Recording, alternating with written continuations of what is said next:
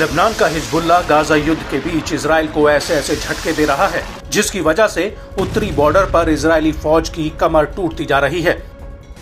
पहले तो सैनिकों की जान का नुकसान, वहीं दूसरी तरफ नुकसान सैन्य उपकरणों और हथियारों का, जिनकी कीमत अरबों डॉलर में है। इजरायली सेना को हिजबुल्लाह के साथ अघोषित जंग लड़ना सबसे ज्यादा महंगा पड़ रहा है। और तो और हिजबुल्लाह अब इजराइल के कई संवेदनशील सैन्य ठिकानों की जानकारी तक ले चुका है, जिसकी वजह से इजराइल के भीतर सैन्य ठिकानों, हथियार कारखानों और फैक्ट्रियों जैसे अहम टारगेट अब हिजबुल्लाह के निशाने पर हैं। और अब इसी कड़ी में हिजबुल्लाह ने 11 अगस्त 2024 को इजराइल पर सिलसिलेवार तरीके से कई बड़े हमले किए हैं। हिजबुल्लाह का कहना है कि उसने आईडीएफ के कई ठिकानों पर गोला बारूद बरसाया है।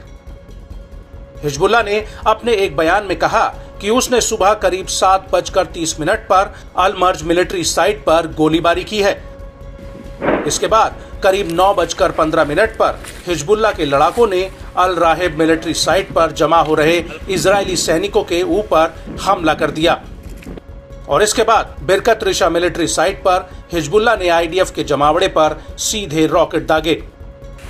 हिजबुल्लाह का कहना है कि उसने इस हमले के ठीक बाद मिताद बैरिक्स पर इजरायली सैनिकों के एक और जमावड़े पर अटैक कर दिया। और इसके तकरीबन 5 मिनट बाद ही हिजबुल्लाह के लड़ाकों ने अल मलीकिया मिलिट्री साइट पर एक बड़ा ड्रोन अटैक किया है। इस हमले में हिजबुल्लाह ने आईडीएफ के जासूसी उपकरणों को उड़ाने का दावा किया।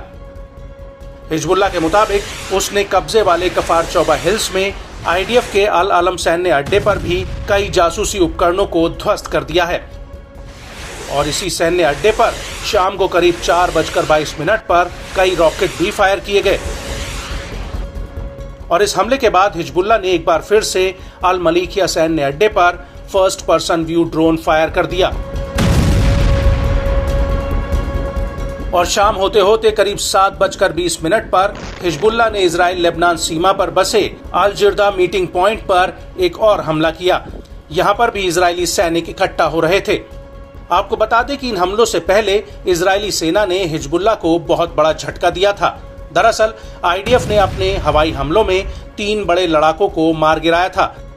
आईडीएफ ने लेबनान के ब्लिदा कब्जे में हिजबुल्लाह के लड़ाके मोहम्मद हनी हैदर को ढेर कर दिया था।